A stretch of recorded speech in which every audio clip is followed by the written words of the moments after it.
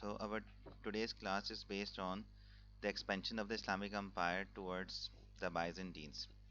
Okay, one of the phase of the Muslim expansion was towards the Persia that we had discussed in the previous class, and right now today we will first discuss the battles which were fought against the Byzantines, the Syrian campaigns.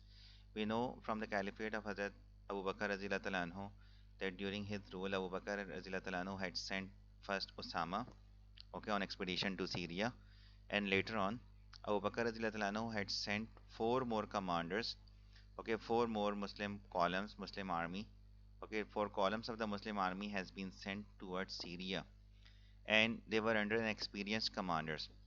Okay, they were Abu Ubaidah bin Jarrah and Amr bin Alas and Shurahbil bin Hasana and Yazid bin Abi Sufyan.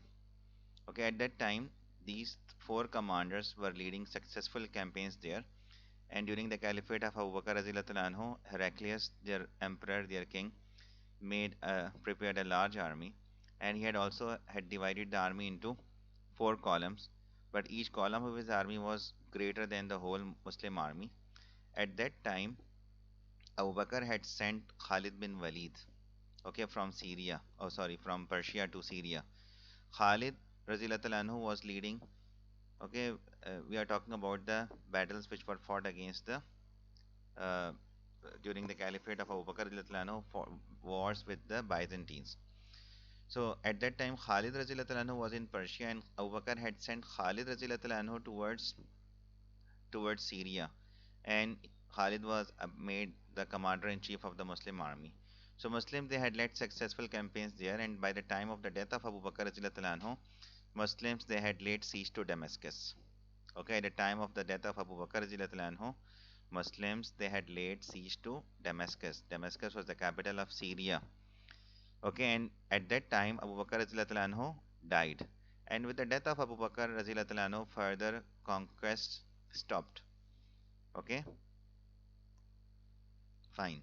So further conquest stopped afterward. Yes, the class is being recorded. So Damascus, it was very well known and for its wealth and culture. Okay, and at that time, there were four Muslim commanders leading the Muslim army, and they were leading different campaigns there. They were Khalid bin Walid, Amr bin Alas, Abu Ubaidah bin Jarrah, Shurahbil bin Hasana, and Yazid bin Abi Sufyan. Okay, these five commanders were there at Syria, and they were leading successful campaigns there. Okay, at the time of Abu Bakr's death, Muslims, they had laid siege to Damascus. Umar anhu ordered to conquer these areas. Okay, the Damascus has been they had laid siege to Damascus by the two Muslim commanders. On one side there was Khalid, and on the other side there was Abu Ubaidah bin Jarrah. Okay, Khalid bin Walid made a daring attempt.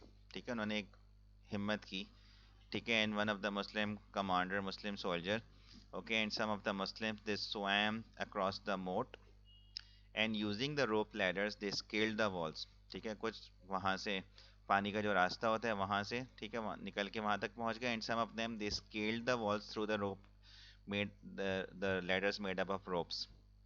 Okay, and they successfully opened the gates. Okay, doctor Hamad ibn Nishat की book में ये भी mention है कि खालिद बिन Waleed had noticed that there is unusual happiness and joy inside the city because the governor has been blessed with a son, and people were enjoying, and they were having so much joy and happiness there inside. So Khalid bin Walid had realized that there would be a lapse in the security, and that is why it was a chance, they had a chance to make an attempt, they can make an attempt to conquer it. So Khalid bin Walid entered Damascus, okay, from one side, but the people of Damascus, when they came to know about the entrance of the Muslim army, they went to the other side towards Abu Ubaidah bin Jarrah, and they signed a peace treaty with him, and they let Abu Ubaidah bin Jarrah come in, enter the city peacefully. Okay, Abu Ubaidah bin Jarrah and Khalid bin Walid met one another in the middle of the city.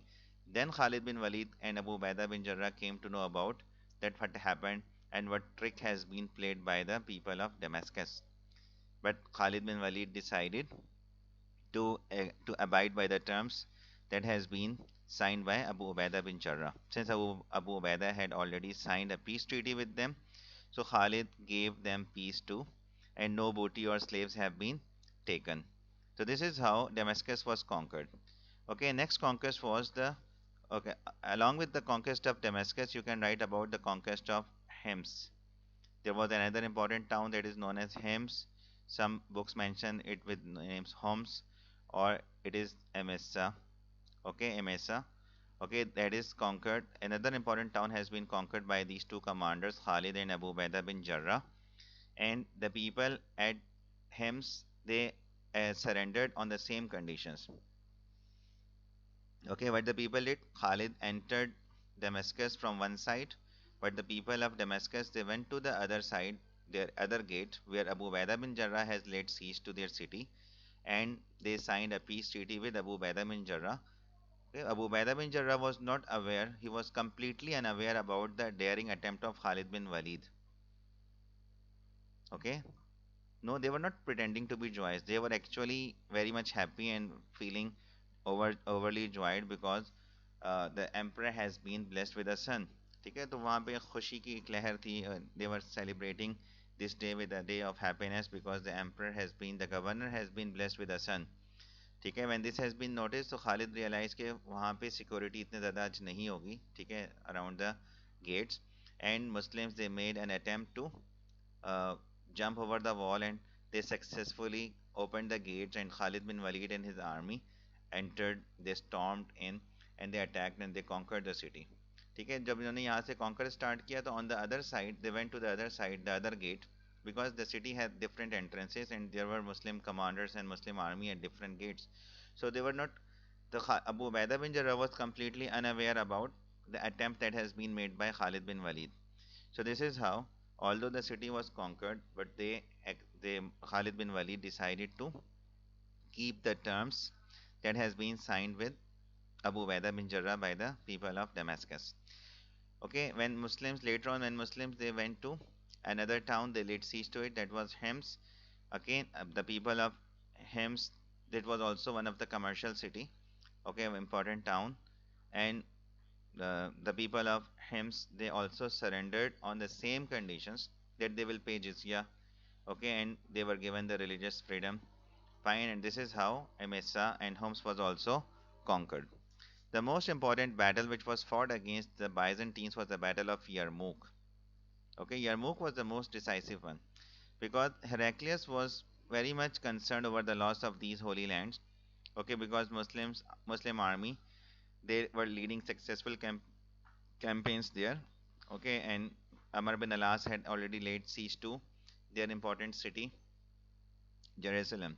Okay, in Palestine, and some of the Muslim army, they were in Jordan, some others they were at other place, and at that time, uh, Heraclius, he was determined to protect these holy lands and to regain these areas back from the Muslims. At that time, uh, he had gathered a large army. Okay, so he collected the troops from all the corners of his empire, and an army of 260,000 was prepared, and he sent this army under his brother Theodorus. Theodorus. Okay, you can mention the name of the commander. So the army, they encamped in the valley of Yarmouk. Okay, they camped in the valley of Yarmouk. Okay, they kept the river Yarmouk on their back. Okay, Raqqa and Alan River. Alan River was on their back. Muslim army, they were 40,000 in number. Okay, they also grouped, okay, and under the leadership of Abu Ubaidah bin Jarrah.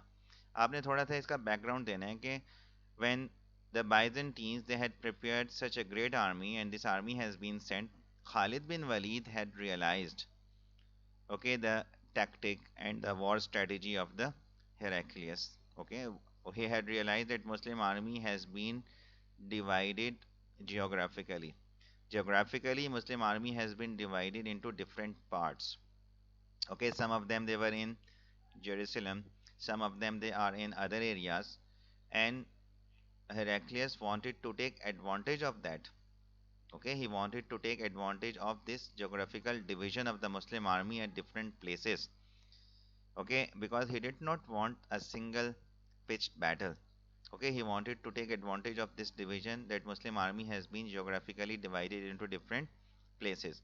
So Khalid bin Walid realized his strategy and he advised Abu Ubaidah bin Jarrah. Khalid advised Abu Ubaidah bin Jarrah to to call all the Muslim troops back. Okay, so Khalid bin Walid advised Abu Ubaidah bin Jarrah to call all the Muslim troops back, and they were all gathered at under the leadership of Abu Ubaidah bin Jarrah initially. Okay, Khalid Razilullah anhu, on the suggestion and advice of Khalid bin Walid, the troops were pulled back.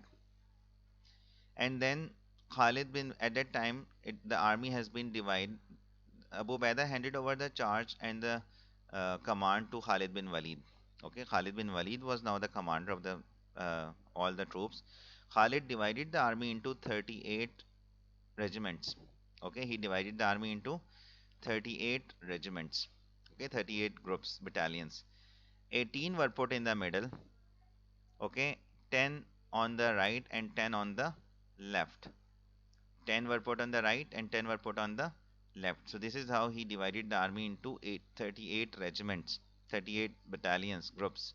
18 were put in the middle and 10 on the right and 10 on the left. On the middle, he has made Abu Ubaidah bin Jarrah as the commander. Okay, in the middle, Abu Ubaidah bin Jarrah was made the commander of the, the central regiment, okay, 18 regiments.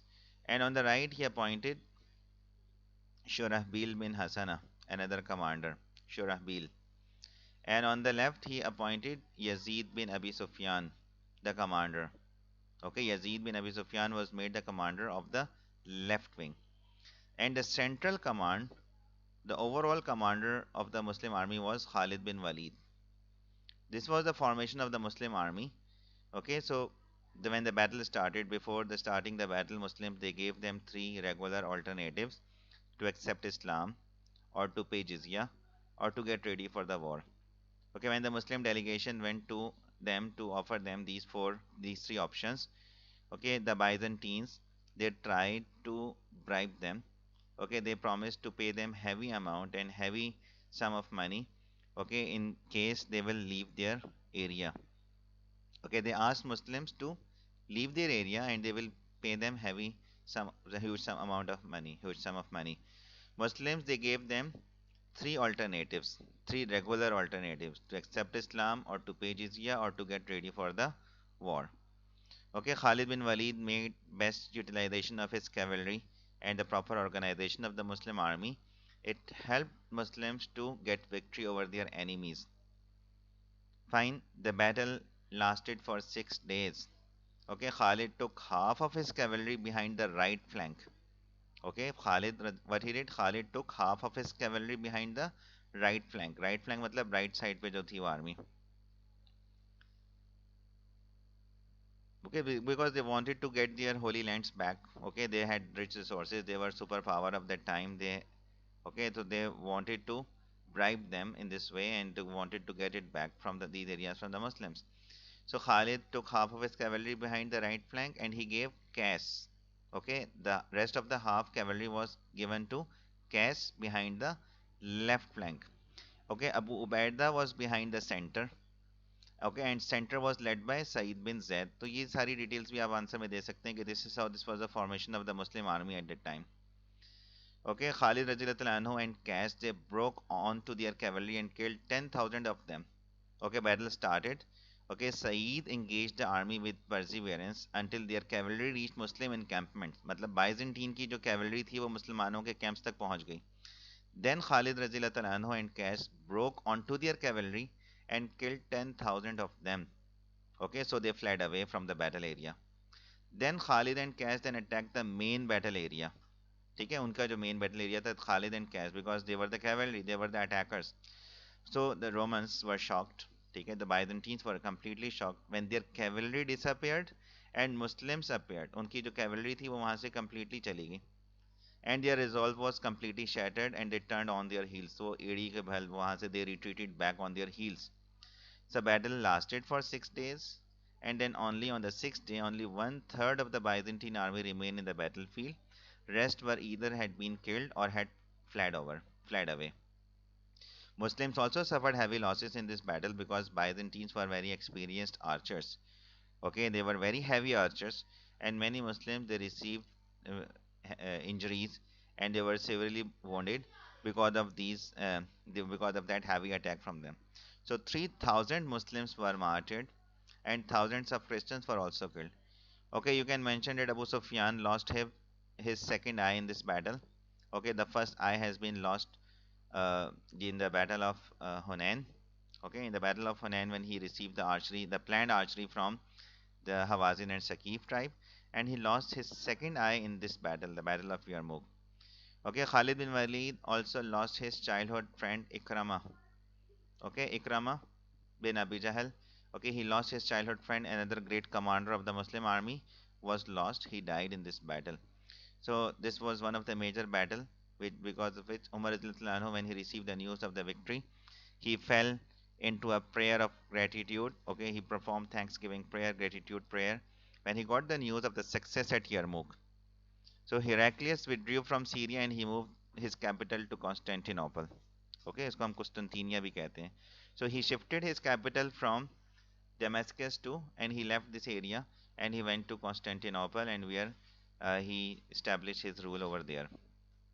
After this, Umar Anhu permitted Amr bin Alas to conquer further areas. Okay, Muslims they had conquered Jerusalem, and by the time Muslims they had laid siege to Damascus and the other areas, Amr bin Alas had laid siege to one of the important city of the Palestine, that was Jerusalem, and it was very much important city for all the divine religion and the followers, for the Christians, for the Jews, and for the Muslims. Fine. So the people of Jerusalem were expecting that they will get help and reinforcement from Heraclius and his army. But when they realized and when they came to know about the defeat of the Byzantine army by the hands of Khalid bin Walid and Abu Ubaidah bin Jarrah, okay, so and they came to know that Muslims they are also getting reinforcement from Amr bin Alas will get the reinforcement from Abu Ubaidah bin Jarrah. Okay, Christians were thinking that in winter Muslims will lift the siege because they will not be able to continue their siege because of the severe cold climate, cold weather. But when they came to know about that Abu Ubaidah is also coming with the reinforcement to reinforce Amr bin Alas, so they decided to surrender. जब उनको अपनी when they realized the futility of their position, अपनी कमजोरी और अपनी weakness का अंदाजा हुआ कि now they would be worthless to take any action, so they agreed to surrender, but surrender would be on a condition that the caliph himself should come. Okay, caliph himself in person should come and sign a peace treaty with them. So the message was given to Umar. Umar decided to go and sign a treaty. Okay, Umar Anhu himself, along one of his slave, they took a camel from Bethel Mal, okay, which they rode turn by turn. They rode the camel turn by turn. Okay, Umar Anhu was very much simple. By the time when he reached here and he was going to sign the treaty, some Muslim commanders, some Muslims advised him to change his appearance and to change his dressing because there were several patches, okay, on his dress. Okay, and when Umar Anhu reached near Jerusalem where he has to meet the chiefs of the city, it was the turn of the slave to be on the camel. मैंने बताया ना कि एक slave था उनके साथ और एक camel था. They were riding this camel turn by turn. कुछ रास्ता गुलाम जो है slave उसके ऊपर सवार होता, फिर कुछ रास्ता हजरत उमर सवार होते उसके ऊपर बैठते और गुलाम पैदल चलता. ठीक है, तो this is how they had divided their turn. They were riding it turn by turn. So when they reached there, it was the turn of the slave to be on the camel and Umar was on his feet. ठीक है, slave ने ये भी कहा कि मैं अपनी बारी अपनी टर्न छोड़ देता हूँ and he should ride it, but Umar anhu refused, saying that he cannot do this injustice with him. ठीक है, some people they also suggested him to change his dress because it had several patches on it. कहीं कहीं पे आता है कि 18 patches were there, 18 पैवन लगे हुए थे उसमें, but Umar anhu refused. And when the people, their chief, they saw the simplicity of the caliph, Okay, and they realized that Umar Radhiyallahu anhu is their ruler, and they were very much impressed by his simplicity that they decided to hand over the keys of the city to the caliph, and without any fight, without any bloodshed. And Umar Radhiyallahu anhu signed a peace treaty with them. Okay, Abu Ubaidah bin Jarrah welcomed him there and prayed in Hazrat Dawood's. Okay, Abu Ubaidah welcomed him there, and Umar Radhiyallahu anhu prayed in Hazrat Dawood's place in the Masjid Aqsa. Okay, the place where Prophet Dawood alayhi Islam used to perform his prayers. Okay, Umar radhiyallahu anhu also visited the Christian churches, their famous places, and the other historical sites. Okay, they even offered Umar radhiyallahu anhu to perform prayers in the church, but Umar radhiyallahu anhu refused to perform prayer in the church. Why? Because he feared that Muslims will convert this into mosque in future. Okay, because of the fear कि ऐसा ना हो कि मुसलमान बाद में कहें कि उमर रज़ियल्लाहु अन्हु had performed the prayers here, so they wanted to convert it into a mosque. So that is why he refused to perform prayers, and later on he was led to the place where Prophet Dawood alayhi Islam used to perform prayers. Umar performed prayer there, okay, and later on a mosque was built there nearby, that is known as Masjid Umar. Okay, after this conquest, so he during this treaty, Umar radiallahu anhu gave peace to the people living in there. Okay, okay, and he gave them religious freedom, and a treaty was signed with them, and they have been given protection of their life and property, and they will not be harmed, and they will not be degraded or belittled. Okay, and they agreed to pay jizya like the other people living in the other cities.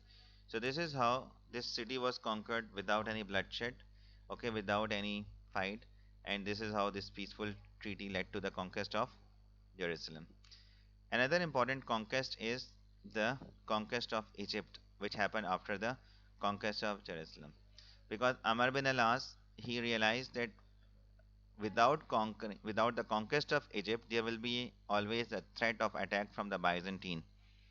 Okay, because it was of a great strategic importance, because it was a very fertile land also, because most of the Arabs, they were dependent on uh, the production, the agricultural produce of Iraq and Egypt, because these were the fertile lands. Okay, and two rivers were flowing. River Nile is one of the greatest river, and the two rivers of Iraq were also in Euphrates and Tigris were the major rivers, and because of which Arabs were dependent on these areas. So Amr bin al-As realized the strategic importance of this region and asked the Caliph for the permission for an expedition, okay, for Egypt. Okay, Amr bin al-As had a force and an army of 4,000 men, and at that time, Umar radiallahu anhu gave him the permission, and Amr bin al-As entered with that much number of forces, and he laid siege to one of the important town that is known as Fustat. Okay, it was very difficult to conquer it. Okay, he requested for the reinforcement. Umar sent 10,000 more troops under the command of Zubair radiallahu anhu. Okay, so Amr radiallahu anhu has been reinforced with the forces from, okay, Zubair रज़ियल्लाहु अन्हु. Zubair was sent with another army. ठीक है, उनके साथ 10,000 की troops उन्होंने reinforcement भेजी, and Amr handed over the operation to Zubair because Zubair was one of the senior companion and one of the 10 blessed companion. Okay, so this fort was conquered after a 7-month long siege. Okay, Zubair climbed up the walls with some others and opened the gate, and Muslims were able to enter and conquer it. Fine. Afterwards, Muslims they when Muslims they conquered it, they made it a garrison town. A cantonment was built over here. हज़रत उमर के administration के अंदर हमने ये बात mention की थी कि several garrison towns and several cantonments had also been built. So one of the garrison town was built in Egypt. It was Fustat. Okay, Fustat is just near Cairo. Cairo is now the capital of Egypt. Okay, Cairo is the capital of Egypt. So Fustat was made the capital at that time. At that time, Fustat was the capital. ठीक है, वो पहला capital था Egypt का when Egypt was conquered. So after Fustat, Amr radiallahu anhu laid siege to Alexandria, which was a port city. Okay, very important town, and there were 50,000 Christians and the Christian forces there, and Muslims were only 12,000 in number. The siege lasted for a long time because the people living in and the forces living in Alexandria, they were constantly receiving the reinforcement from Constantinople from Heraclius. So Umar radiallahu anhu was very much displeased with this on the pace of the events, because he wanted quick victory, and he wrote a strong worded letter, okay, in which he showed his uh, displeasure, and he expressed his displeasure on the pace of the events. Okay, in the meantime, Muslims, they got an advantage, that they received the news that Heraclius, the emperor, died. And Muslims, they had realized that there will be no more further reinforcement from their side. So that is why they intensified their attack and they finally conquered it. Okay, so after Alexandria was conquered, Muslims, they became the masters of Egypt. So Egypt was also conquered. So these are all the major battles fought with the Byzantines. So whenever we have a question about how the Islamic Empire expanded towards Syria, towards Byzantines during the Caliphate of Umar radiallahu anhu, very briefly you have to write about Damascus and Emesa. Okay, then you have to write in detail about Yarmouk. Okay, and after Yarmouk, you have to focus on, and you can write in detail about fall of Jerusalem, and then the conquest of Egypt. These are five or four, you can say, major expeditions or the major battles which were fought against the Byzantines. I hope this is clear. Then the last thing is about Umar's martyrdom. Okay, Umar Anhu was martyred by a Persian slave named Abu Lulu. Okay, his name was Feroz, and he was known by the title Abu Lulu. Okay, after the conquest in the Persia, many people were brought as slaves. Okay, one such like we can mention that the Battle of Nehawan was the last battle which was fought against the Persians. So after the Battle of Nehawan, many people were brought to Medina as a captives. Okay, these captives were given as a slaves. Okay, so uh, just we can not से कि एक एक किसी एक के martyrdom के ऊपर आ सकता है, आया हुआ है मार्टरडम के ऊपर 10 मार्क का क्वेश्चन, लेकिन उनमें इस तरीके से पूछा हुआ है कि three of the four rightly guided caliphs were martyred, right an account of the martyrdom of any two of them. ठीक है, उसके अंदर मेंशन कर दिया कि उमर, उस्मान एंड अली। तो इस तरीके से इलेक्शन का भी पूछा जा सकता है। ठीक है, right about the election of any two और ऑल फोर, इसी तरीके से चारों के तीनों के मार्टरडम के बारे में पूछा जा सकता है। ठीक है, लेकिन सिर्फ हजरत उमर का मार्टरडम पूछ लिया जाए, that is difficult.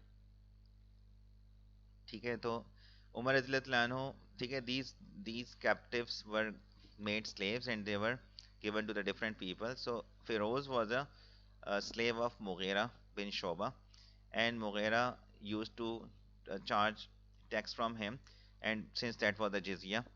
Okay, so Feroz complained Umar radiallahu anhu about the high tax being charged from him by his master Mughira.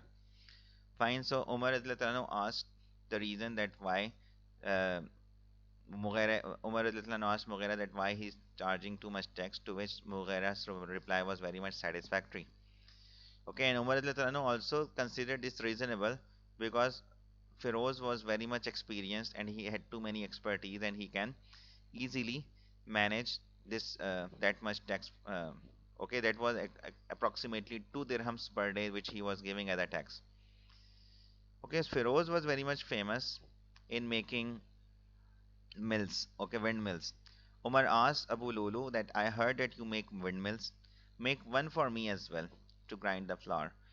But in a slang mode means that in a tone, in a very exhaustive tone, that he has mentioned that verily I will make such a mill for you that whole world would remember it. मैं एक ऐसी चक्की और एक ऐसी machine आपके लिए बनाऊंगा कि that will become famous, and with that he had actually threatened Umar Azlanhu, and Umar realized from his expression that what he had intended.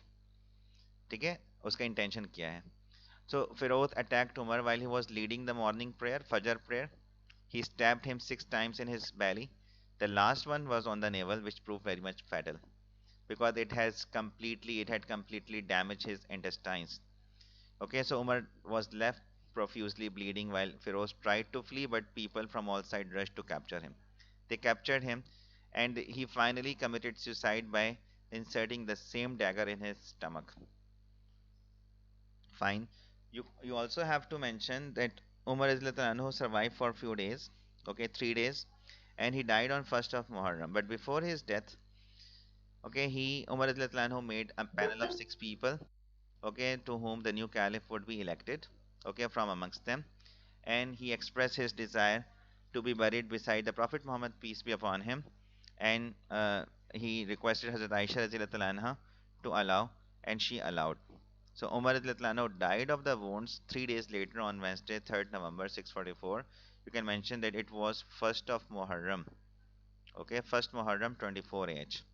1st Muharram 24 AH. So I hope these things are clear. That is about the way the Islamic Empire expanded towards the Byzantines, okay, towards Syria and Damascus and Egypt has been conquered, and the way Umar Anhu got martyred.